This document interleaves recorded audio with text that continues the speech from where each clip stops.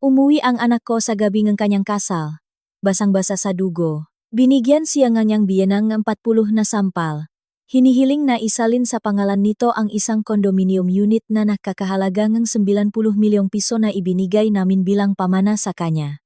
Habang namumula sa galit ang aking mga mata, tinawagan ko ang aking dating asawa. Ang anak mo, ginugulpi. 3:00 ng madaling araw. Malalakas at nakmamadaling kalabok ang yumanik sa pinto, na parabang may rumbong lakas na bumabangga sa aming bakal na pinto. Nakahiga ako sa sopa. Kakaidlip ko pa lang nang bigla akong magising. Ang puso ko'y kumakabo na parang gustong kumawala sa aking dibdib. Sino naman kaya ito sa ganitong oras? At sa ganitong paraan ng pagkatok? Bago pa man ako makapagsalita para magtanong, isang pamilyar at masakit na hikbi ang narinig ko mula sa labas. Nanay. Buksan mo. Parang awa mo na. Boses iyon ng anak kong si Lia. Mabilis akong tumayo at tumakbo nang nakayapak papunta sa pinto. Nanginginig ang buo kong katawan habang sumisilip ako sa peephole. Ang larawang nakita ko ay halos ikabuwal ko rundin. Nakatayo si Lia sa labas, gusot ang buhok at ang kanyang damit pangkasal, na hindi na puti, ay may manggabahit ng matingkat na pula. Sa kanyang muha, malinaw na nakaukit ang 5 marka ng daliri na nangingitim. Namamaga ang kanyang pisngi, may sugat ang labi, at tumutulo pa ang dugo mula sa gilid ng kanyang bibig. Nanginginig ang aking mga kamay kaya't ilang beses kong sinubukang ipasok ang susi sa seradura nang hindi tumatama. Pakpukas na pinto, bumaksak si Lia sa akin. Ang kanyang katawan ay nanlalamig. Nanginginig ng walang tigil, na parabang kalalabas lang mula sa isang nagyayalong bagyo. Nanay, sinaktan nila ako. Halos hindi niya natapos ang pangungusap. Hinimatay siya sa aking mabisik at naging isang mabigat na pabigat. Lia! Lia! Sigaw ko habang yakap-yakap siya sa takot. Nang mahawakan ko ang kanyang likod, napansin ko ang isang malaking basang mansa. Inalis ko ang aking kamay at nang tingnan ko ito, puno ito dugo. Binuhat ko siya papunta sa sofa, na gumagalaw ng pada-pada. Blangko ang isip, maputla ang muha ng aking anak, nangingitim ang kanyang ngalabi, at ang isa niyang pisngi ay sobrang maga na halos hindi niya maidilat ang kanyang nga mata.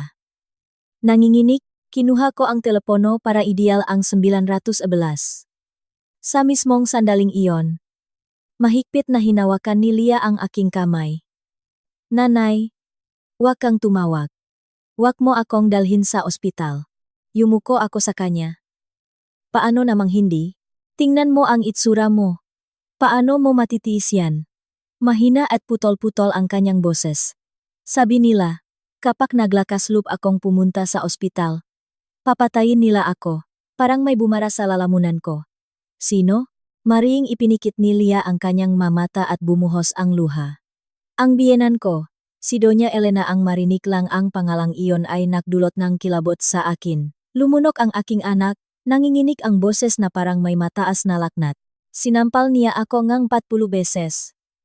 Hinihingi niyang isalin ko sa pangalan niya ang tsondo na nakakahalaga ngang 90 milyong piso. Kung hindi, bubugbugin niya ako hanggang mamatay. Nang marinig ko iyon, umugong ang aking mga tainga at umikot ang aking paningin. 90 milyong piso. Iyon ang tsondo na nakapangalan kay Lia. Ang nag-isang ari-arian na iniwan sa kanyang ama pagkatapos ng aming annulment 10 taon na ang nakalipas. Ang tsondo na iyon sa Bonifacio Global City, na nakakahalaga ng eksaktong 90 milyong piso, ang tanging sandalan para sa kinabukasan ng aking anak. Paano nangyari yon? Tanong ko habang hirap huminga. Pinupunasan ang dugo sa kanyang mukha. Hindi ba't araw ngasal mo ngayon? Humagulgol si Lia. Nanay, nakamali ako. Hindi ako nakinig sa'yo. Akala ko nainggit ka lang dahil ikakasal ako sa isang mayaman. Hindi ko alam na pumapasok pala ako sa lungga nga demonyo. Niyakap ko siya ng mahigpit. Dahan-dahan at paputol-putol magsalita si Lia, ngunit bawat salita ay parang kutsilyong humihiwa sa aking kalooban. 3 buwan na ang nakalipas nang ipakilala niya sa akin ang kanyang nobyo. Si Anton. Isang matangkat, bihis na lalaki. na nagmamanehong isang mamahaling sasakyan at pumasok sa bahay na may maningning na ngiti. Hello po, tita. Ang bata niyo papotingnan. Para lang kayong ate ni Lia. Si Lia, sa kanyang tabi, ay nakangiti ng buong saya. Kita mo na, Nay. Ang bait-bait sa akin ni Anton. Sa sandaling iyon, ngumiti lang ako bilang paggalang, ngunit sa loob ko ay may nararamdaman akong di mapakaling kaba. Masyadong matalas ang kanyang tingin, masyadong perpekto ang kanyang ngiti. Sa pangalawang pagbisita ni Anton, isinama niya ang kanyang ina, si Doña Elena, isang babaeng magarbo ang pananamit, may makapal na kwintas na ginto at mabibigat na pulseras sa mga pulso. Pagpasok pa lang, inikot ng tingin ang buong bahay. Hindi itinatago ang kanyang mapanuring kuryosidad. Narinig ko na big time sa real estate ang ex-husband mo. Na malaki raw ang iniwan niyang pamana sa anak mo, tama ba? Ang kanyang direktang tanong ay nagpatigas sa akin. Malamig ko siyang sinagot, ang perang dati kong asawa ay walang kinalaman sa pamilya ninyo. Ngumiti siya. Ngunit ang kanyang ngiti ay walang kabaitan. Naku. Nagtatanong lang naman, kung ikakasal ang anak ko sa anak mo. Kailangan kong malaman kung anong klaseng buhay ang meron siya. Mabilis na sumingit si Lia, hinawakan ang aking kamay. Nanay. Nagtatanong lang naman po si Donya. Huwag ka nang magalit. Sa sandaling iyon, tiningnan ko ang aking anak at para siyang naging estranghero sa akin. Siya, na laging napakamatinu-tino, ay nabulak sa pag-ibig. Ipinagtatanggol ang isang halos di niya kilala. Pagkatapos, walang pakundangang nagpahiwatik si Doña Elena na kailangan ko silang tulungan sa negosyo nga. 12 milyong piso para daw maging pantay ang estado ngang dalawang pamilya bago ang kasal. Agad akong tumanggi. Hindi ko bibilhin ang pagmamahal nila para sa anak ko. Hindi ko ibibigay ang perang yan.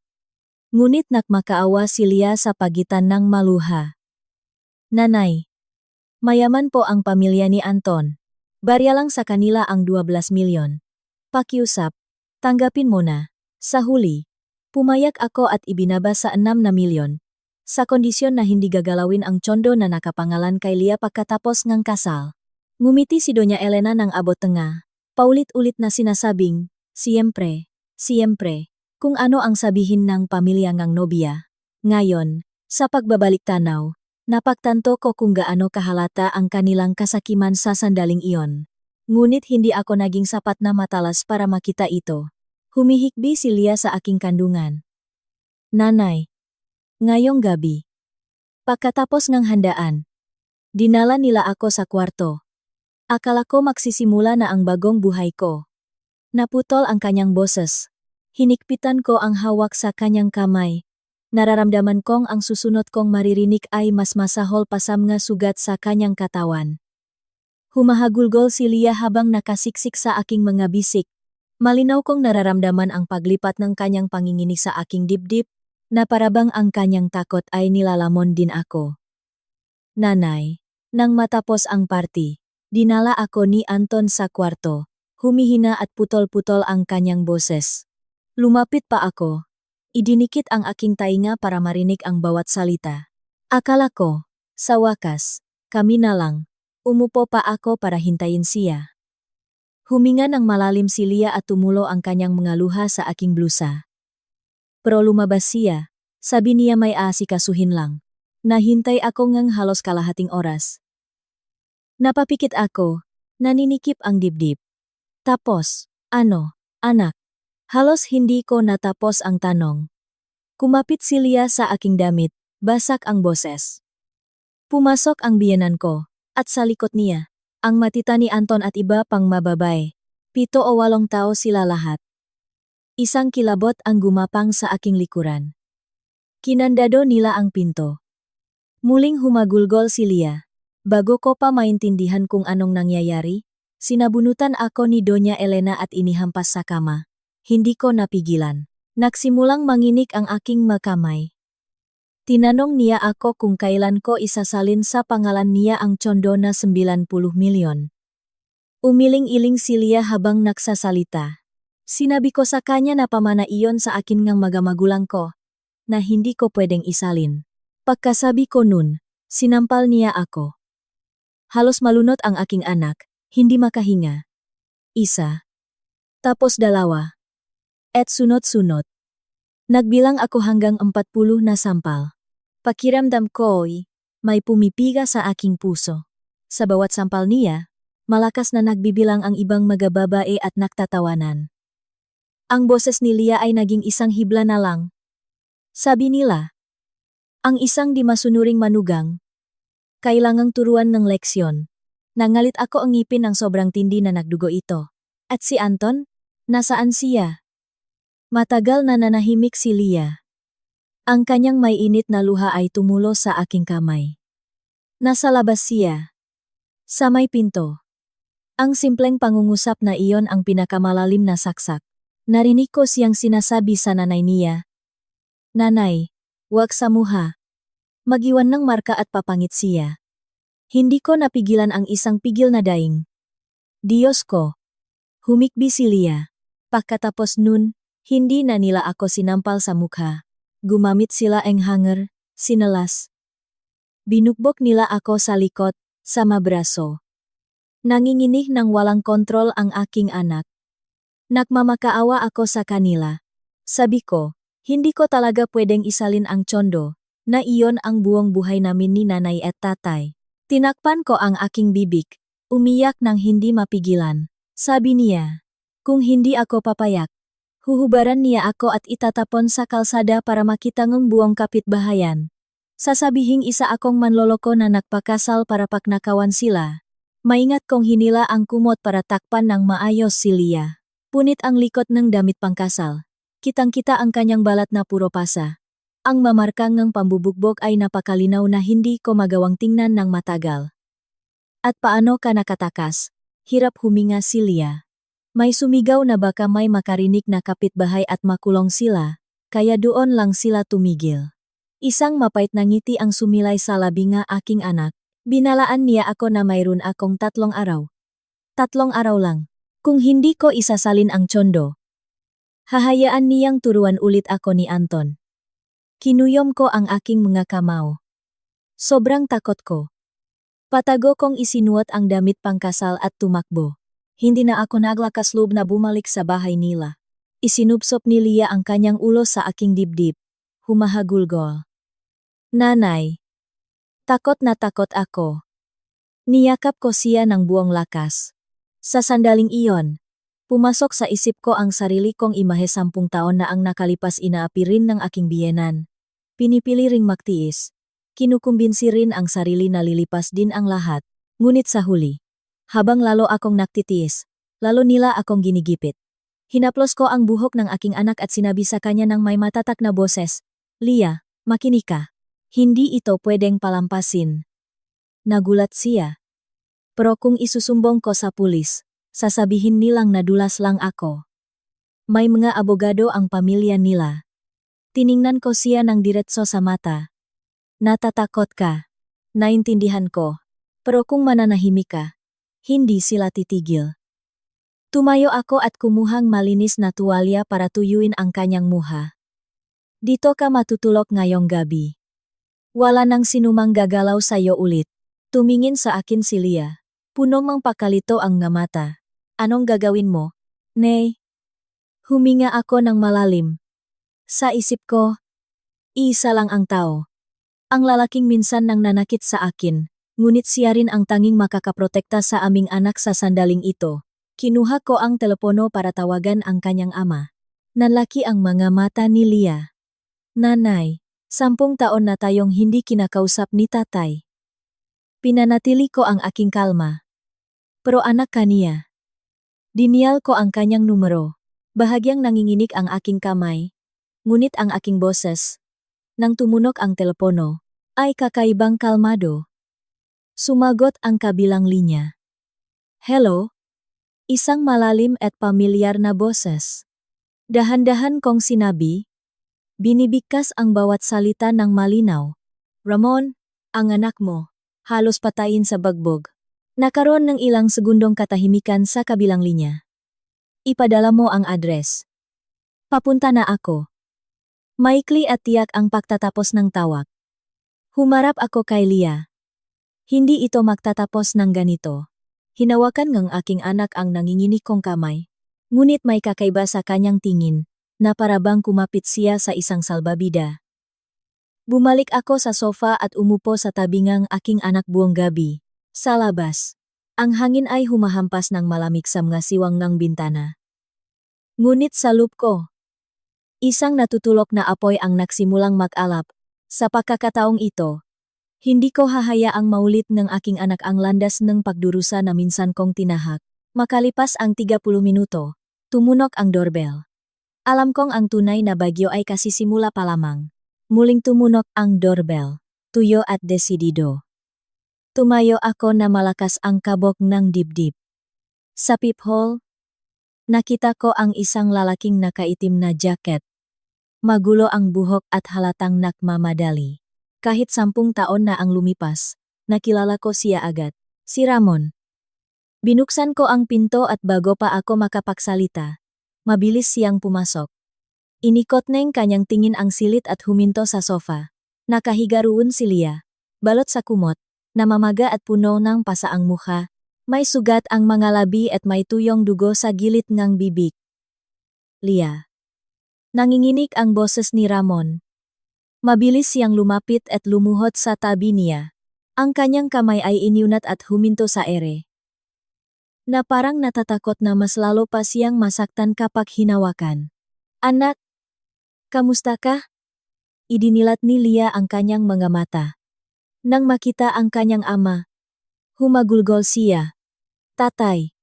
Sa salitang iyon pa lang, nagsimulang tumulo ang mga luha ni Ramon. Nakatayo ako sa likod nila. May bara sa lalamunan. 10 taon na ang nakalipas, nang maghiwalay kami para sa annulment. Ganito rin siya, tahimik. Walang magawa. Hindi ko akalain na muli siyang magpapakita sa ganitong sitwasyon. Humarap sa akin si Ramon, namumula ang mga mata. Anong nangyari? Huminga ako ng malalim. Sinusubukang manatiling kalmado. At ikinuwento ko ang lahat ng sinabi sa akin ni Lia. Habang nakikinig siya, lalong namumutla ang kanyang mukha. Nang banggitin ko ang 40 na sampal at ang 90 milyong pisong tsondo, kinuyom niya ang kanyang nakamao ng napakahigpit na lumitaw ang kanyang naugat. Mga walang hiya, tumayo siya at hinampas ang mesa, nayanik ang salamin. Anong pamilya? Sino sila? Ang pamilya ni Anton de Villa. Gusto nila ang tsondo na nakapangalan kay Lia, yung sa BGC. Agad na kinuha ni Ramon ang kanyang telepono. Ipadala mo sa akin ang address ng gagong yan ngayon din. Nag-alinlangan ako. Anong gagawin mo? Tiningnan niya ako ng diretso. May nakakatakot na lamig sa kanyang mga mata. Hindi ako gagawang eskandalo. Gagawin ko ang mga bagay ayon sa batas. Humarap siya kay Lia. Lumambot ang boses. Huminahon ka, anak. Nandito na si tatay. Wala nang sinumang gagalaw sa iyo. Hinawakan ni Lia ang kanyang kamay, nanginginig. Takot ako. Sabi nila kung magsusumbong ako sa pulis. Yumuko si Ramon at pinisil ang kamay niya. Makinig ka, sa mga taong ito, habang lalo kang natatakot, lalo kanilang atakihin. Sa pagkakataong ito, hindi ko hahayaang may manakit sa iyo. Lumabas siya sa balkonahe at nagsimulang gumawa ng sunod-sunod na tawag. Narinig ko ang putol-putol na pangungusap. Hello, Major Reyes. Kailangan kong paimbestigahan mo ang isang pamilya. Maga de Villa, nasa real estate. Oh, sa lalong madaling panahon. Bago pa ibaba ang tawag, nagdial na siyang panibagong numero. Laura. Kailangan ko ang pinakamahusay na abogado sa violence against women at annulment. Pwede ba nating isampa ang reklamo bukas ang umaga? Tiningnan ko siya, hindi maiwasang maalala ang 10 taon na nakalipas. Noon, sa harap ng panggigipit ng kanyang ina at kapatid, pinili niya ang manahimik. Ngayon, para sa kanyang anak, para siyang ibang tao. Pumasok muli si Ramon, malalim ang boses. Magpahinga kayo ngayong gabi. Ako na ang bahala sa lahat. Tumango ako. Kahit nasa loop ko, ay hindi pa rin ako mapakali. Paano kung hanapin nila siya rito?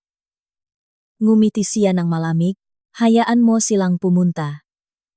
Ang ngiting iyon ay nakdulot ng kilabot sa akin. Halos mag-umaga na nang makatulog si Lia dahil sa pagod.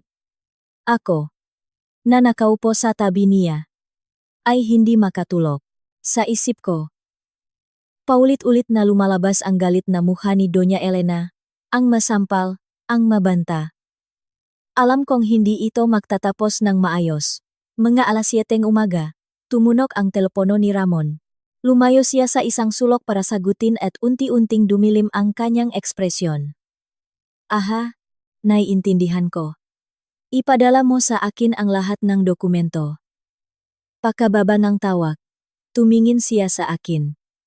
Baon sa utang ang pamilyang yan. Ang real estate company nila ay may mautang sa bangko na dapat nang bayaran. Malapit na silang malugi. Ang tsondo ni Lia ang kanilang kaligtasan. Natigilan ako. Kung gayon, tumango siya. Hindi sila nagpakasal dahil sa pag-ibig. Nagpakasal sila para magnakaw. Ang pangungusap na iyon ay nagpanginig sa akin. Sa mismong sandaling iyon, may narinig kaming masigaw mula sa kalsada. Lumabas ako sa balkonahe para tingnan. Sa ibaba, sa bangketa, naroon si Doña Elena na sumisigaw, kasama si Anton at ilang kamag-anak. Lia, hayop ka, bumaba ka rito. Walang hiya kang babae. Ang kanyang matinis na sigaw ay nakpalabas sa makapitbahay. Tumingala si Anton sa balkonahe. Nang makita niya kami ni Ramon, nakbago ang kulay ng kanyang mukha. Lumabas si Ramon at tumayo ng matatak, nakatingin sa ibaba ng may nagyayelong lamik. Hindi ka pa ba tapos sa eskandalo mo? Biglang tumingala si Doña Elena. At sino ka namang? Ka. Maikli ang sagot ni Ramon. Ako ang ama ni Lia. Natigilan siyang isang segundo at pagkatapos ay bumunghalit ng tawang mapanukso. Ama, anong ama? Niloko ang anak mo ang anak ko para magpakasal at ngayon. May lakas ng loob siyang bumalik sa bahay ng nanay niya. Hindi na tinag si Ramon. Binigyan ninyo ang 40 na sampal ang anak ko at ngayon, may kapal pa kayo ngang mukhang pumunta rito at magsalita ngang moralidad. Namutla si Doña Elena. Nadulas lang siya. Tinuturuan ko lang ng leksyon ang manugang ko. Itinaas ni Ramon ang kanyang telepono. Nakatago sa akin ang lahat ng litrato nga sugat niya. Kung gusto nyo, pwede tayong tumawag ng pulis para makaliwanagan tayo. Humakbang si Anton. Ginuaw, usapin po ito ng pamilya. Wag na po nating palakihin. Tinitigan siya ni Ramon. Pamilya? Noong binubugbog ng nay mo ang asawa mo at nasa labas ka lang minto. Anong klaseng pamilya yan? Hindi makasagot si Anton. Muling nagsimulang sumigaw si Doña Elena. Kung walang 90 milyong pisong tsondo, hindi kayo makakaroon ng kapayapaan. Ngumiti ng malamig si Ramon. Subukan mong galawin ang anak ko kahit isang beses pa. Sa mismong sandaling iyon, tumunog ang sirena ng isang poliskar sa dulong kalsada. Dalawang sasakyan ang huminto at ilang pulis ang bumaba, diretsong lumapit sa grupo. Nakatanggap kami ng ulat tungkol sa panggugulo dito. Naging kulay abo ang mukha ni Doña Elena. Nakikipag-usap lang po ako. Tinitigan siya ng isang pulis. Ang pagsiga at pagbabanta ay hindi pakikipag-usap. Bumaba si Ramon at ibinigay ang telepono sa isang pulis. Ito po ang mga litrato ene mga pinsalang. Tinamo ene. Anak ko kagabi.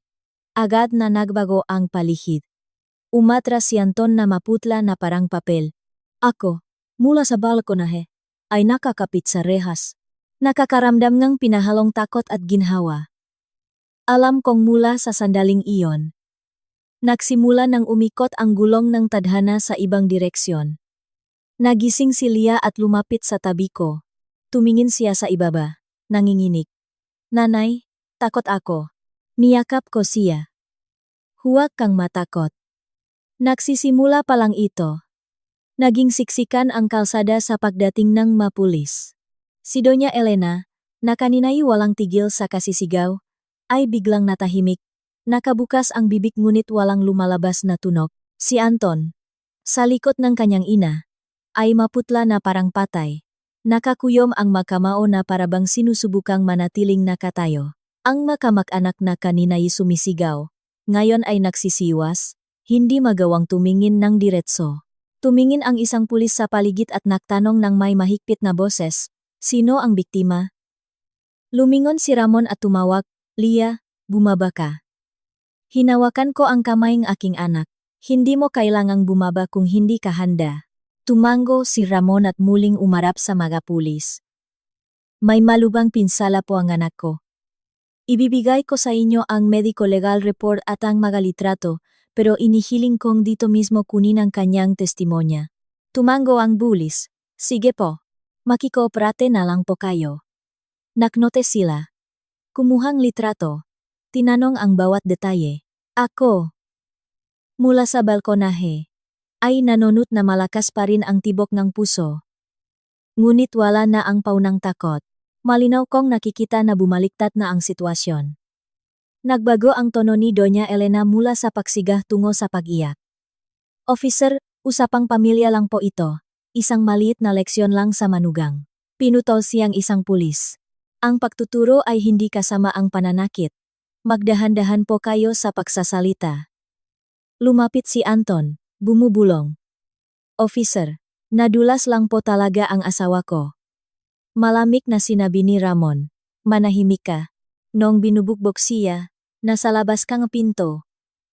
"Ngayon, sasabihin mong nadulas siya." Yumuko si Anton, hindi makasagot. Sa huli, inimbita ng mga pulis sina Doña Elena at Anton na sumama sa presinto.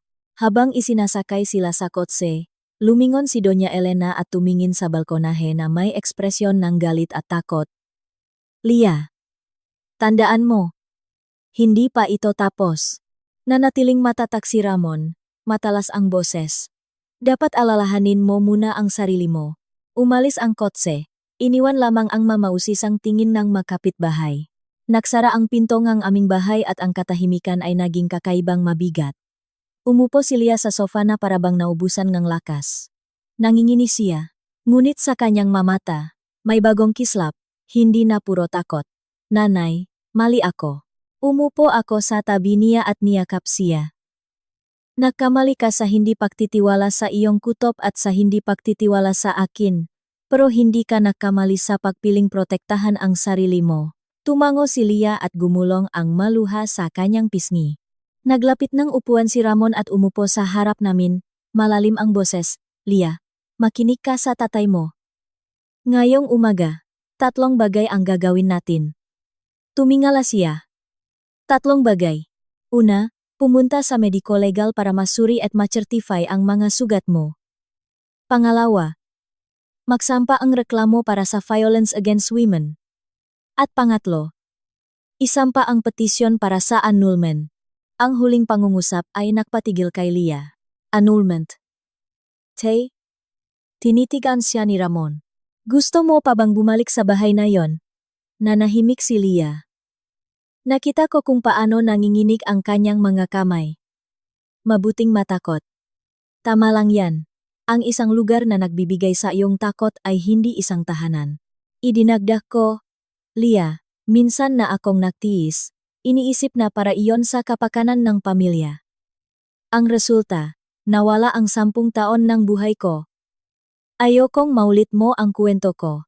Tumingin sa akin ang aking anak, at pagkatapos ay kay Ramon. Pagkaraan niyang mahabang sandali, tumango siya. "Gagawin ko po ang sabihin ninyo." Nang umagang iyon, naging makulimlim ang langit sa Maynila at nagsimulang umulan. Mabibigat na patak ang bumaksak sa kulay abong aspalto. Dinala naming si Lia sa ospital para sa mediko-legal. Nang itaas ng doktor ang kanyang blusa, ang ngalilang marka at pasa ay sobrang lawak na pareho kaming napaiwas ng tingin ni Ramon. Umiling ang doktor. Nakatanggap siya ng maraming malalakas na palo. May malinaw na senyales ng matinding pang-abuso. Pinirmahan ni Ramon ang report. Bahagyang nanginginig ang kamay. Pagkatapos, pumunta kami sa presinto. Isinalaysay ni Lia ang lahat ng nangyari. Bawat detalye, bawat sampal, bawat banta. Sa tuwing hihinto siya, hinihigpitan ko ang hawak sa kanyang kamay. Nang pirmahan niya ang reklamo, matagal niyang tinitigan ang papel. "Nanay, mula sa sandaling ito, hindi na ako asawa ni Anton. di ba? Hinaplos ko ang kanyang buhok. Ikaw pa rin ang sarili mo, nakatakas ka lang sa isang patibong. Pagtanghali, pumunta kami sa korte para isampa ang petisyon para sa annulment. Wala si Anton. Ngunit nagpadala ang kanyang abogado ng isang request for conciliation. Binasa ito ni Ramon at ngumiti ng malamig. Conciliation pagkatapos bigyan ang 40 na sampal ang asawa niya. Akala ba nila biro ang batas? Tiningin kami ang abogado. Pigil ang boses. Nais ang kabilang panik na makipag-ayos. Walang dapat pag-usapan, putol ni Ramon. Annulment. Mananatili ang mga ari-arian ng anak ko. Bukod pa riyan, hihingi kaming danyos para sa moral damages. Tumingin ako kay Lia. Huminga siya ng malalim at malinaw na sinabi. Sang-ayon ako kay tatay. Nang hapong iyon, hindi tumigil sa pagtunok ang aking telepono, laging mga hindi kilalang numero. Nang sagutin ko, umaling-awngaw ang paos at nagbabantang boses ni Doña Elena. Nagpasikat ka. Ano? Naklakasloop kang tumawak na pulis. Kalmado kong sinagot. Dapat sa abogado ninyo kayo makipag-usap. Huwag mong isipin na dahil nasa likod mo ang ex mo, mananalo ka. Ibinaba ko ang tawag. Nanginginig ang kamay ko. Ngunit nakaramdam ako ng kakaibang ginhawa. Alam kong ang daan sa hinaharap ay puno ng mga hadlang, ngunit nalakpasan na namin ang pinakamahalagang linya. Nang gabing iyon, nasa kama si Lia at umupo ako sa tabi niya. Bumulong siya, Nanay, kung nakinig lang sana ako sa iyo nun. Umiling ako, walang kung. Ang mahalaga, nagising ka na ngayon. Sa labas, patuloy ang pag-ulan, ngunit sa aming maliit na bahay. Sa unang pagkakataon sa loob ng maraming araw, nakaramdam ako ng marupok na kapayapaan. Alam kong hindi basta-basta susuko ang pamilya ni Anton. At alam ko ring ang tunay na bagyo ay parating pa lamang. Nang gabing iyon, pautal-utal ang tulog ni Lia. Makakatulog siya sandali at biglang magigising. Basang-basa ang pawis ang likod.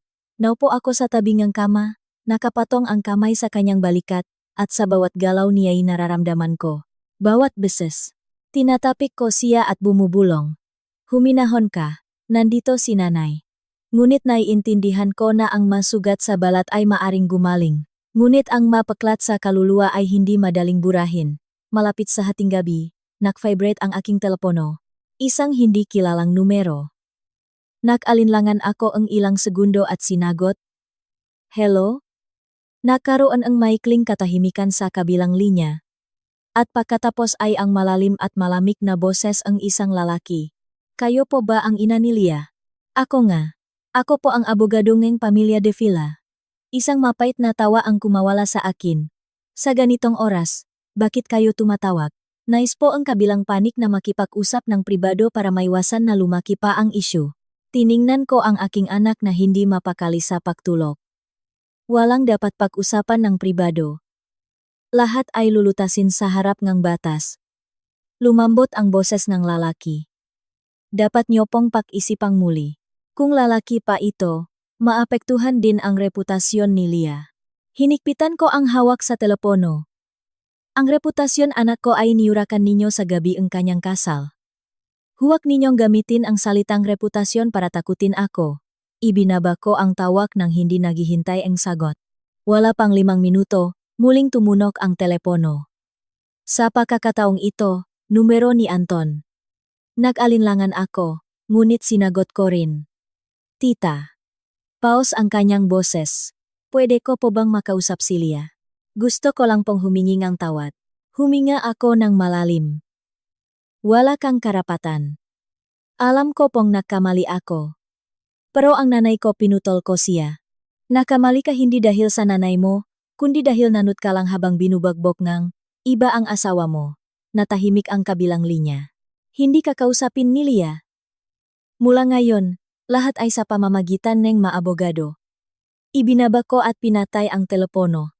Sa sandaling iyon, napansin kong nanginginig ang aking kamay hindi sa takot, kundi sa galit. Kinabukasan, maagang bumalik si Ramon na may dalang makapal na folder ng papel. Inilagay niya ito sa mesa ng may seryosong mukha. Nagsimula nang magpakalat ng sismis ang abogado ngang kabilang panik. Anong sismis? Na si Lia daw ay umalis ang bahay ng kusa. Na maliit na away lang daw tungkol sa pera. Na hindi raw siya sinaktan ang pamilya nila. Isang mapait na ngiti ang kumawala sa akin. Wala silang kahihiyan. Tumango si Ramon. At hindi lang yan. Ipinapahiwatik nilang si Lia ay nagpakasal para sa pera at nang hindi makuha ang gusto. Inimbento niya ang lahat ng ito. Si Lia, na nasa pintuan ng kanyang silid, ay narinig ang lahat. Namutla ang kanyang mukha. Tatay? Yan ba ang sinasabi nila tungkol sa akin? Tiningnan ni Ramon ang kanyang anak, lumambot ang tingin. Huwag kang mag-alala diyan.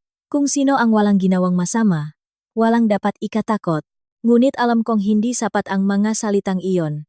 Ang opinyon ng publiko ay isang sandatang may dalawang talim. Maari itong magligtas o sumira sa isang tao. Pagtanghali, nagsimulang makbulungan ang mga kapitbahay. Pag-uwi ko mula sa palengke, narinig ko ang ilang babae sa kanto na nagkukwentuhan. Sabi nila, yung babaeng yun, bagong kasal pa lang, iniwan na ang asawa. Ewan kung sino ang tama, pero ang pangit ng gulo. Dumaan ako sa tabi nila ng walang imik, ngunit naninikip ang dibdib. Sobra na ang pinagdaanan ni Lia. Ayokong saktan pa siya nga dilangan tao. Nang hapong iyon, iminungkahi ni Ramon. Bakit hindi tayo ang mauna? Paano? Sa pamamagitan ngang paglalabas ngang katotohanan. Tiningnan ko siya. Gusto mo ba talagang palakihin pa ito? Tumango siya. Kung hindi natin gagawin, babaluktutin nila ang kuwento. Si Lia ang laging makmumukhang may kasalanan sa mata ng tao. Matagal na nanahimik si Lia. Sa wakas, nagsalita siya ng mahina ngunit matatag. Ayoko nang magtago. Wala akong ginawang masama. Nang marinig ko siya, parang may bumara sa lalamunan ko. Agad na tinawagan ni Ramon ang abogada para ihanda ang lahat ng dokumentasyon.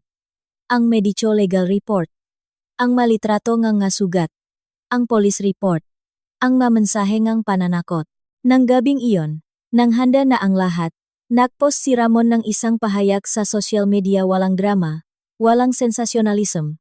Tanging ang hubat na katotohanan. Ang aking anak ay biktima ngang isang brutal na pag-atake sa gabi ngang kanyang kasal. Nakatanggap siya nga 40 na sampal dahil sa pagtangging ibigay ang isang ari-ariang kanya. Dumulok kami sa batas para protektahan siya. Pagkapos nito, nagsimulang mag-vibrate ng walang tigil ang aking telepono. Mga mensahe, tawag, parehong suporta at kuryosidad. Salup lang ang isang oras. Daan-daang beses nang na-share ang post. Nagsimulang umulan ang makomento. Paano sila naging ganito kalupit? Ang saktan ang asawa mo sa gabi ngang kasal ay hindi katanggap-tanggap. Laban lang girl, maging matatak ka. Binabasa ko ito at tumutulo ang aking luha. Hindi sa sakit, kundi dahil sa unang pagkakataon. Naramdaman kong hindi nag-isa ang aking anak. Ngunit nang gabing iyon din, isang anonymous account ang nagpadala sa akin ng mensahe. Huwag mong isipin na dahil nagpost ka niyan. Tapos na ang lahat. Nanigas ako. Nakita ni Ramon ang mensahe at dumilim ang kanyang mukha. Nagsimula na silang magbanta. Natatakot ako. Ipinatong niya ang isang kamay sa aking balikat. Huwag kang matakot. Mula ngayon, hindi tayo aatras. Si Lia, na nasa likuran, ay narinig ang lahat. Lumapit siya at hinawakan ang aming makamay. Ayoko nang magtago sa dilim. Kung gusto nilang giyera, ibibigay natin. Nang makita ko ang tingin ng aking anak sa sandaling iyon, napagtanto kong hindi na siya ang marupok na dalaga na umuwi na may duguan na damit pangkasal. Unti-unti, natututo na siyang tumayo ng tuwid. Dumilim na. Naupo ako mag-isa sa balkonahe. Ang siyudad ay maliwanag pa rin. Maingay ang trapiko, na parabang walang trahedyang naganap. Naintindihan kong ang paparating na bagyo ay mas malaki pa. Ngunit sa pagkakataong ito, hindi ako nag-iisa. At hindi rin ang aking anak. Alam kong bukas, hindi mananahimik ang pamilya de Villa at ang tunay na laban ay kasisimula pa lamang. Kinaumagahan. Nagising ako habang madilim pa. Halos hindi ako nakatulog. Ang telepono sa mesa ay walang tigil sa pag-vibrate dahil sa mga notification. Ngunit hindi ko agad magawang tingnan. Natatakot ako sa masasakit na salita, sa mga mapanghusgang komento. Gayunpaman, nang buksan ko ito, ang una kong nakita ay mga mensaheng suporta. Ginang, nabasa ko po ang kuwento ninyo at naninikip ang dibdib ko. Maging matatag po kayo. Huwag kayong magpapa-intimidat. Huminga ako ng maluwag. Ngunit bago pa ako makalma, tumunog ang telepono ni Ramon. Sinagot niya at naging seryoso ang kanyang mukha. Oh, alam ko. Hayaan mo na akong bahala. Pakababang ang tawag. Lumingon siya sa akin. Mabilis na kumakalat ang post kagabi. Gaano kabilis? Hindi ko magawang itanong. Nakriyak na ang kabilang panik. Anong ginawa nila?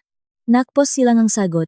Sinasabing si Lia ay umalis ngang bahay sa kalagitnaan ng gabi dahil sa away tungkol sa pera at inimbento niya ang tungkol sa pambubokbok para mangikil sa kanila.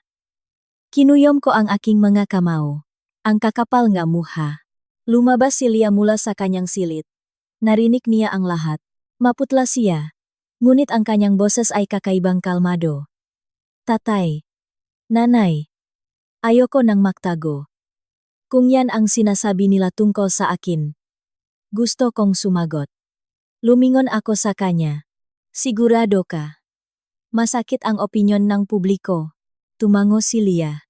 Kung mananahimik ako, isipin nilang toto. Wala akong ginawang masama. Tiningnan ni Ramon ang kanyang anak ng matagal, at pagkatapos ay tumango. Sige, pero gagawin natin ito ng may katotohanan at ebidensya. Wala pang isang oras, nag-aalap na ang social media. Ang post-eng Pamilya de Villa ay kumakalat na may iba't ibang komento. May mga nagtatanggol kay Lia. Ngunit may iba ring nagbibitaw ng malamig na salita. Ang maruruming damit ay sa bahay nilalabhan. Bakit kailangang dalhin sa internet? Ewan.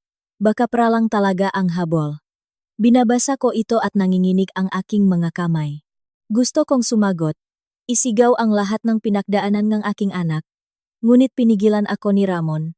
Huwag kang padalos-dalos. Ang emosyonal na reaksyon ay magbibigay lang sa kanila ng mas maraming bala. Pagtanghali. Tumawag ang abogada. Napi-pressure na raw ang kabilang pamilya. Nagsisimulan ng imbestigahan ang kanilang kumpanya. Iniimbestigahan? Nasa real estate sila, pero hindi malinis ang kanilang mga pinansyal. Masyadong maraming atensyon ang nakuhang kwentong ito. Ngumiti si Ramon ng mapait. Gaya ngang inaasahan ko. Nang hapong iyon, nagpasya si Lia na magsulat ng sarili niyang post hindi para umatake, kundi para ikuwento ang kanyang panik. Umupo siya sa harap ng laptop at dahan-dahang naktip. Ako, na nakatayo sa likod, ay nararamdamang naninikip ang dibdib sa bawat linya. Ako si Lia. Akala ko, sa paktitias, may lilaytas ko ang aking kasal. Ikinuwento niya ang gabing kasal, ang ngasampal, ang takot na makulong, ang kawalang pakialam ng kanyang asawa walang palamuti, walang insulto, tanging katotohanan. Nang lumabas ang post, pinikil ko ang aking hiningka. Sa lupa na ilang minuto, dahan-dahang komento. Nakatayo ang balahibo ko sa pakbabasa nito. Ang asawang nananahimik lang ay mas masahol pa sa nananakit. Napakagiting ng babaeng ito. Ngunit mayroon ding malisyosong komento. Nasaan ang ebidensya? Hindi dapat maniwala sa isang panik lang. Binasa ito ni Lia. Namumula ang mamata. Hinawakan ko ang kanyang kamay. Hindi mo kailangang sagutin lahat. Ibinigay sa kanya ni Ramon ang kanyang telepono. Oras na para ilabas ang ebidensya. Inilabas ng abogada ang medico legal report, ang malitrato ngang pasa, ang police report, lahat malinaw, hindi matututulan. Mabilis na nakbago ang klima sa social media. Ang nga nagdududa ay natahimik. Nagsimulang lumabas ang mga pahingingang tawat. Sorry kung hinusgahan kita agad. Hindi ka panipaniwala. Nang gabi, nakatanggap akong tawag mula sa isang hindi kilalang tao. Kayo po ba ang ina ni Lia? Opo. Journalist po ako. Nais po sana naming i-verify ang impormasyon. Tumingin ako kay Ramon. Tumango siya. Handa po kaming makipag-usap. Pero katotohanan lang ang sasabihin namin. Ang artikulo ay inilabas ng gabing-gabi, walang sensasyonal na pamagat. Isinalaysay lamang ang kaso mula sa isang legal na pananaw. Ngunit sapat na iyon. Kinaumagahan, lumabas ang pangalan ng kumpanyangan de Villa sa iba't ibang forum. Nagsimulang ilabas na makataw ang makanantalang proyekto, mga utang sa bangko. Tumunog ang telepono ni Ramon. Si Anton. Ginoo. Ang ginagawa ninyo ay dinadala ang pamilya ko sa pagkalugi. Malamig na sumagot si Ramon. Kayo at ang nanay mo ang unang nagdala sa anak ko sa pagkalugi. Nakikiusap po ako. Hayaan niyo akong makita si Lia. Tiningnan ni Ramon ang kanyang anak. Umiling si Lia. Wala na akong sasabihin. Matigas na sinabi ni Ramon. Makipag-usap kayo sa mga abogado. Pakababa ang tawag. Naupo si Lia. Tulala. Nanay, hindi ko akalain na aabot ito sa ganito. Niyakap ko siya. Sinasabi mo lang ang totoo. Kung sinisira silang katotohanan, hindi mo iyon kasalanan. Nang gabing iyon, isang malakas na bagyo ang bumuhos. Nakatayo sa tabi ang bintana, pinapanot ko ang pagbuhos ang ulan. Makahalo ang aking nararamdaman. Nagdurusa ako para sa aking anak, ngunit natatakot din. Takot na kapag lumipas na ang bagyo sa media, mananatili pa rin ang mga peklat sa kanyang puso. Lumapit si Ramon. Pinagsisisihan mo bang inilabas natin ito sa publiko? Umiling ako. Kung may babalik ko ang oras, gagawin ko pa rin. Huminga siya ng malalim. 10 taon na ang nakalipas. Hindi kita naipagtanggol. Sa pagkakataong ito, hindi ko pwedeng iwanan ang anak ko. Hindi ako nagsalita. Sa labas, patuloy ang pakulan, ngunit sa loop, sa unang pagkakataon sa loop ngang maraming araw, nakaramdam ako ngang bahagyang ginhawa. Alam kong nasa panik namin ang opinyon ng publiko, ngunit alam ko ring hindi susuko ang pamilya de Villa at, ngayong nagigipit na sila, mas magiging marahas pa ang kanilang reaksyon. 3 araw matapos mag-viral ang kwento, naging tensyonado ang kapaligiran sa bahay. Hindi tumitigil sa pagtunog ang telepono, mga taong tumatawag para magbigay ng suporta, iba para sa kuryosidad, ilan na may halong awa at sismis. Itinigil ko ang pagsagot sa karamihan nagamagatawag, pinapanatili lamang ang komunikasyon sa abogada at sa pulisya. Si Lia ay hindi gaanong nagsasalita, mas kumakain, at mas mahimbing matulog, ngunit madalas na lumilipat ang kanyang isip. Alam kong sa labas, mas kalmado na siya, ngunit sa loop, marami pa ring sirang piraso na kailangang bawin. Nang umagang iyon, nakatanggap si Ramon ang isang mahabang tawag. Pagkababa, inilapak niya ang telepono sa mesa. Nag-iisip. Nagsisimula ng gumuho ang mga de Villa. Paano? Siningil na sila ng bangko sa kanilang mautang. Kinansala ng ma-business partner ang kontrata. Humihingi ng paliwanag ang ma-shareholder. Nanahimik ako. Hindi ako nakaramdam ng saya o kasiyahan. Isang malalim na pagod lamang. At ano ang gagawin nila ngayon? Tiningnan ako ni Ramon. Susubukan nilang patahimikin ang kwentong ito sa lahat ng paraan. Huminto siya. At ang pinakamabilis na paraan ay ang gumanti. Halos hindi pa niya natatapos ang pagsasalita. Tumunog ang doorbell. Nagulat ako.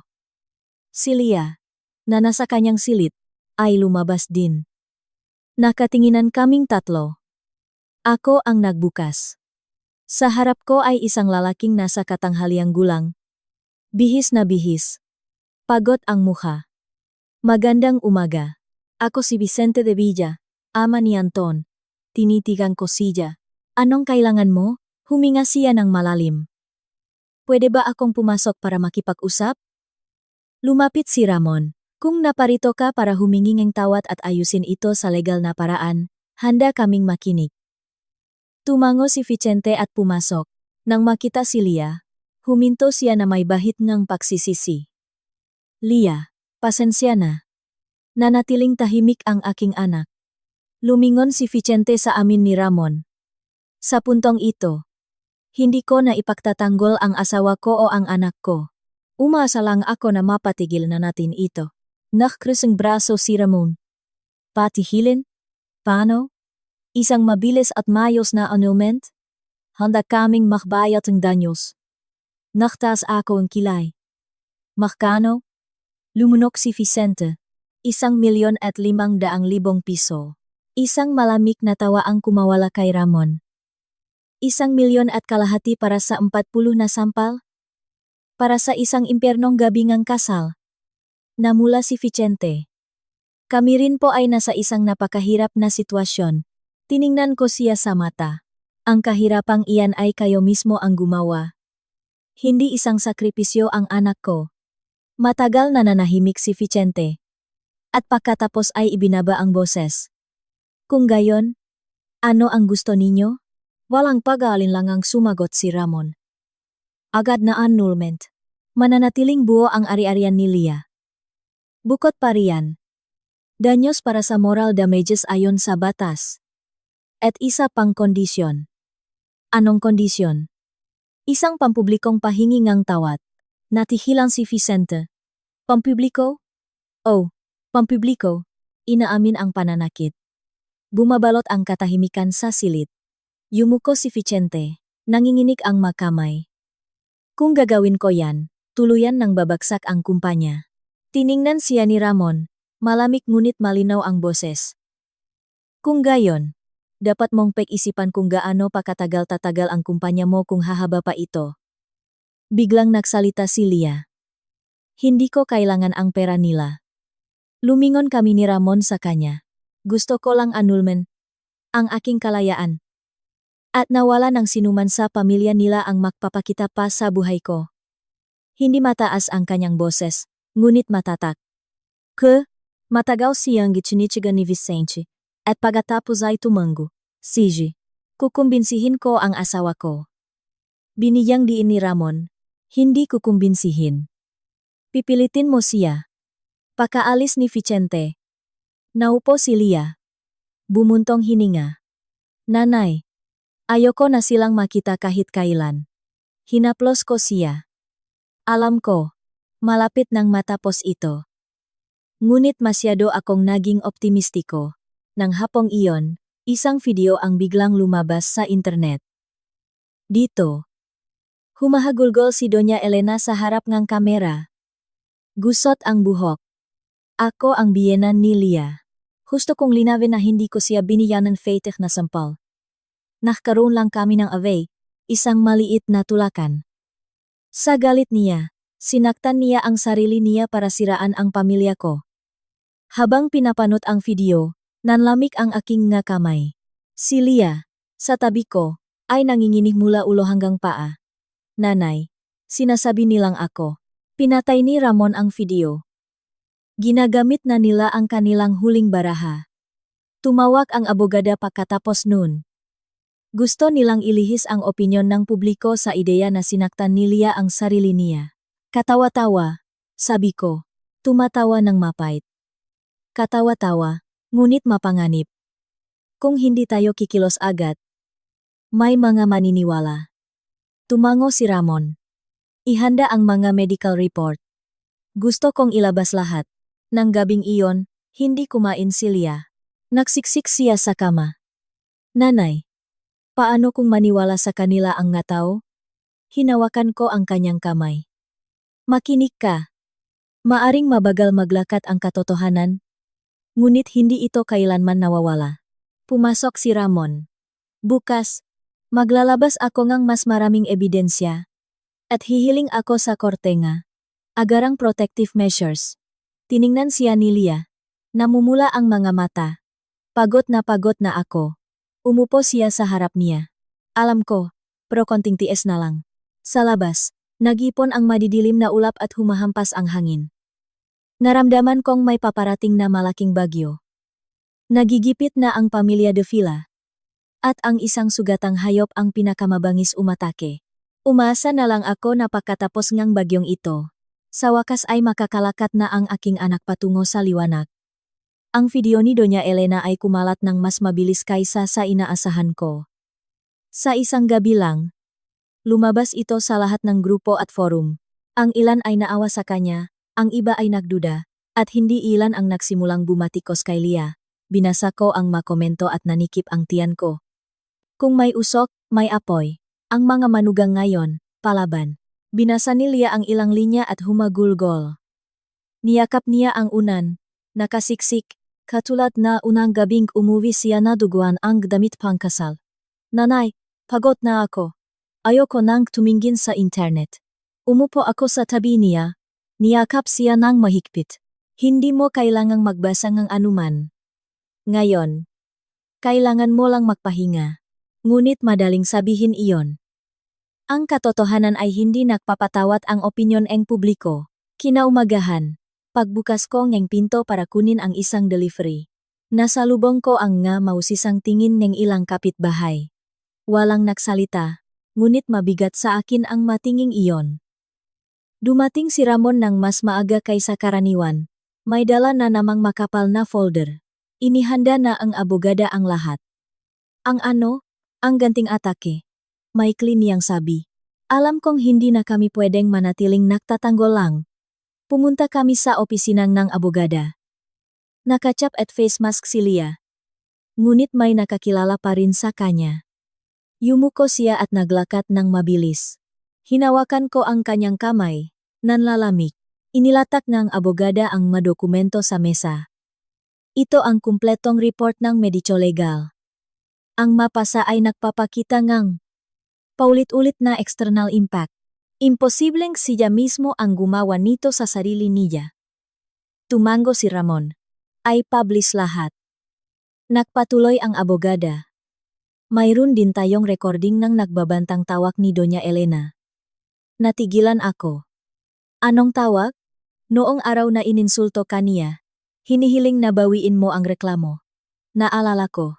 Inactivate pala ng abogadang automatic call recording. At mayroon pa. Nagbukas ang abogada ng isa pang file. Mayroon tayong testimonya ng isang empleyado ng hotel kung saan ginanap ang kasal. Narinig nila ang mga sigaw at iyak sa bridal suite. Tumingala si Lia, nanlalaki ang nga mata. Talaga po? Tumango ang abogada. May kusanglop na kumontak sa amin. Hindi niya raw matiis na makitang sinisiraan ka ni Doña Elena. Huminga ako ng maluwag. Sa unang pagkakataon sa loob ng ilang araw, mas malinaw kong nakita ang liwanag. Pagsapit ng hapon, nag-organisa ang abogada ng isang press conference ngunit kontrolado. Walang madamdaming panayam, walang pag-iyak, tanging paglalahat ng ebidensya. Nagbigay si Ramon ang maikling pahayag. Hindi namin gustong gawing isang palabas ang isang pribadong usapin. Ngunit kapag binabaluktot ang katotohanan, napipilitan kaming magsalita. Pagkatapos, ipinakita ang abogada ang medico legal report, ang mga litrato, ang recording, ang mga testimonya. Natahimik ang press room. Nakita ko ang ilang journalist na kumunot ang nu. Ang iba ay bumuntong hininga. Ang balita ay lumabas sa loop ng ilang oras. Sa pagkakataong ito, hindi malabo ang mga headline. Hindi matututulang ebidensya ng pananakit sa gabi ng kasal. Mabilis na bumaliktad ang opinyon ng publiko. Ang mga komentong nagdududa kay Lia ay nawala. Pinalitan ng isang alon ng galit. Ang paninira sa biktima sa ganitong paraan ay sukdulan ang kalupitan. At yang biyenang yan, may mukha pang umiyak. Ang video ni Doña Elena ay binuwak. Bawat pangungusap ay sinuri. Bawat hindi tukma ay itinuro. Si Lia, sa kanyang silit, ay matagal na binasa ang mabalita. Nanahimik siya, at biglang ibinaba ang telepono. Nanay, gumaan ang pakiramdam ko. Tiningnan ko siya. Dahil nasabi mo ang totoo? Nang gabi, tumunok ang telepono ni Ramon. Sinagot niya at nanlamig ang kanyang mukha. Oh, sige. Pagkababang ang tawag. Tumingin siya sa akin. Muling ipinatawag si Doña Elena para magbigay ng testimonya. Sa pagkakataong ito, pinag-isipan na ang preventive detention para sa investigasyon. Hindi ako nakaramdam ng saya. Isang kakaibang kawalan lamang. At si Anton, ipinatawag bilang person of interest. Narinig ito ni Lia at bahagyang nanginig. Nanay, ayokong makita siya. Hindi mo siya kailangang makita, matigas na sabi ni Ramon. Nang gabing iyon, makasama kami ni Lia sa kusina. Ipinagluto ko siyang mainit na sopas. Dahan-dahan siyang kumain. Nanay. Kung noong araw na iyon, hindi ako umuwi. Kung naktiis ako. Ibinaba ko ang kutsara at tiningnan siya sa mata. Lia, makinig ka. Kung hindi ka tumakas noong araw na iyon, baka hindi ka nakaupo rito ngayon. Humagulgol siya. Ngunit sa pagkakataong ito, tahimik. Niyakap ko siya. Tinatapik ang likod. Hindi ko kailangan na maging matatak ka. Kailangan ko lang na buhay ka at ligtas. Sa labas, bumaksak ang gabi sa maliwanag na siyudad. Sa dilim, nakita kong unti-unting kumalma ang aking anak.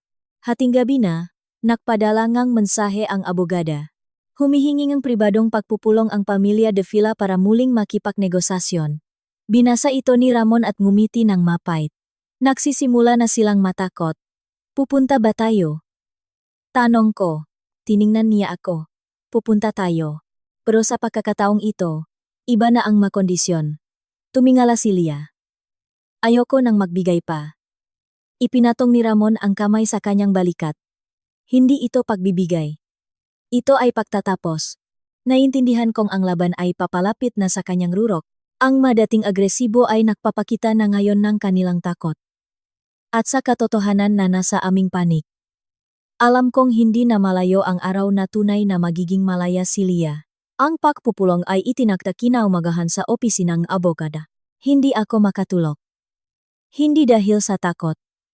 Kundi dahil sa paulit-ulit na pagbabalik ng mga imahe sa aking isip. Ang punit na damit pangkasal. Ang mapasa.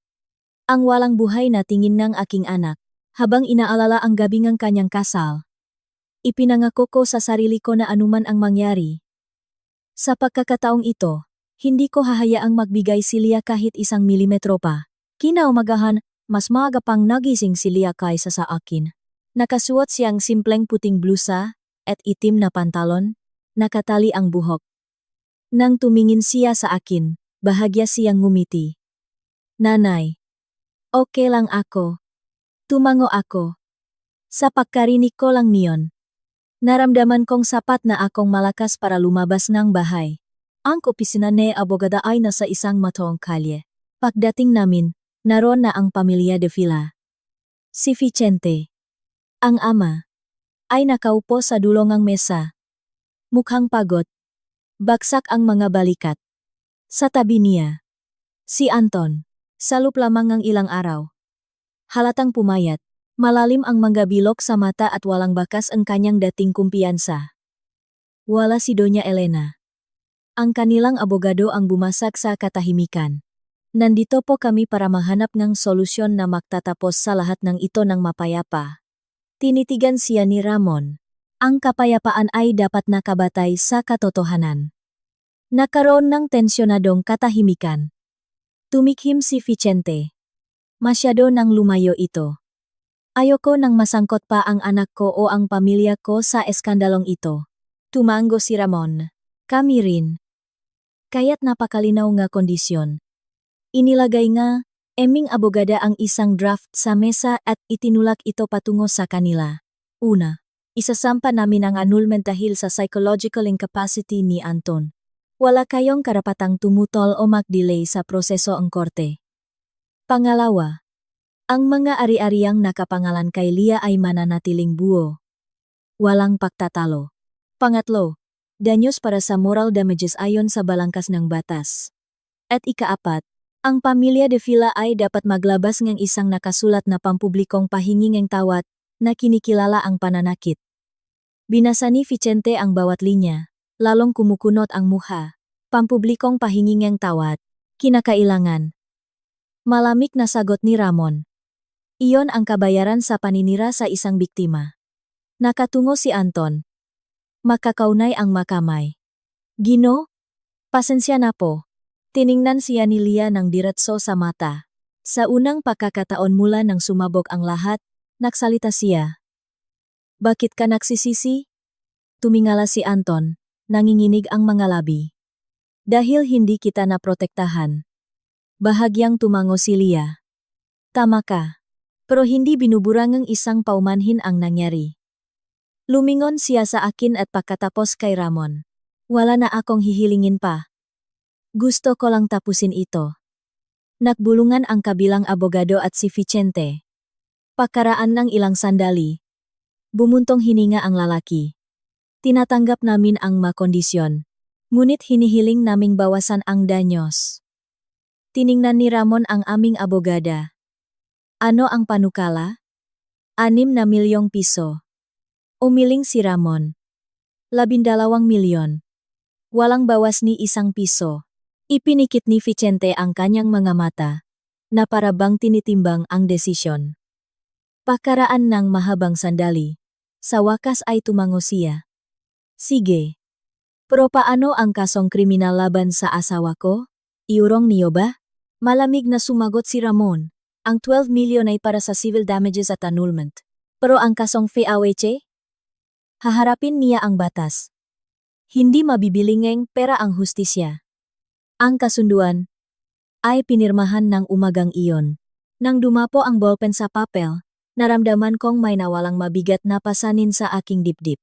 Naupo si Lia, nakatitik sa pirma ni Anton. Tapos na, hinawakan ko ang kanyang kamay. Isang bahagi, anak. Isang bahagi pa lang ang tapos. Nang hapong iyon, isinumite ang kasunduan sa annulment. Sinabi niya abogada na magiging mabilis ang proseso dahil may matitibay na ebidensya at kooperasyon. Tiningnan ko si Lia at nakita kong sa kanyang nga mata, wala ng takot, kundi isang pagod na napakatao, napakatoto. Nang gabing iyon, nahanda ako ngang simpleng hapunan. Dahan-dahang kumain si Lia, ngunit inubos niya ang lahat. Bigla siyang nagsabi, "Nanay, parang kagigising ko lang mula sa isang mahabang bangungot." Ngumiti ako. Lahat ng bangungot ay may katapusan. Tumunok ang telepono ni Ramon. Sinagot niya, paulit-ulit na tumatango. "Oh, alam ko. Salamat." Pakababang ang tawag. Lumingon siya sa amin. Pinirmahan na ni Doña Elena ang pahingingang tawad. Bukas nila ilalabas. Bahagyang nagulat si Lia. Talaga? Talaga. Wala na siyang sinabi pa. Naintindihan kong para sa kanya, hindi na ganun kahalaga ang pahingingang tawad na iyon. Ang kailangan niya ay kapayapaan. Kinaumagahan, inilabas ang pahingingang tawad walang iyak, walang pagpapaawa, isang malamig na teksto lamang na kumikilala sa pananakit at humihingingang paumanhin para sa maling impormasyong ipinakalat. Matindi ang reaksyon ng publiko, ngunit sa pagkakataong ito, walang nanisi kay Lia. Nakita kong mabilis na binasa ni Lia ang balita. At pagkatapos ay pinatay ang telepono. Nanay, ayoko nang magbasa pa. Hindi na kailangan. Anak, ang mga sumunod na araw, lahat ay umayon sa napakasunduan. Nailipat ang danyos at natapos ang mapapeles ang annulment ng mas maaga sa inaasahan. Hawak ang desisyon ng korte. Matagal na nakatayong tahimik si Lia. Nanay, malaya na ako. Diba? Niyakap ko siya. O anak, malaya ka na. Nang gabi, paalis na si Ramon. Sa pinto, huminto siya at tumingin kay Lia. Anak, pasensya na. Kung naging mas matatak lang ako nun, baka hindi mo na kailangang pagdaanan ang lahat ng ito. Umiling si Lia. Huwag mong sabihin yan, Tay.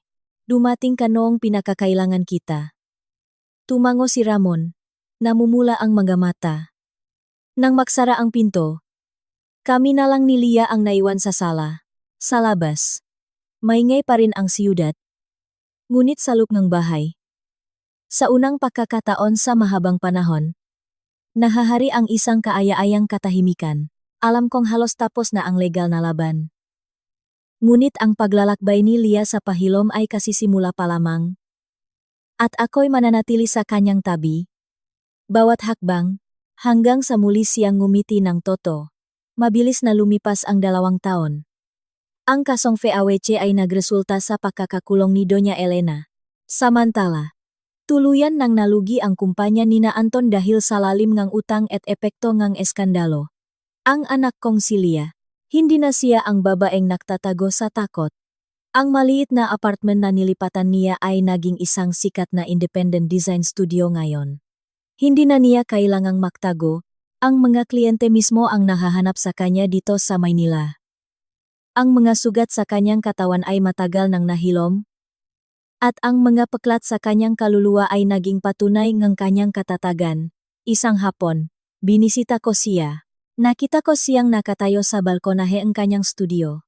Umiinom ang kape habang pinakmamasdan ang skyline ang Begeche, ang lugar kung nasaan ang tsondo na muntik nang maging mitsa ang buhay niya. Ngunit ngayon, ang mga mata niya ay punong kapayapaan at liwanag.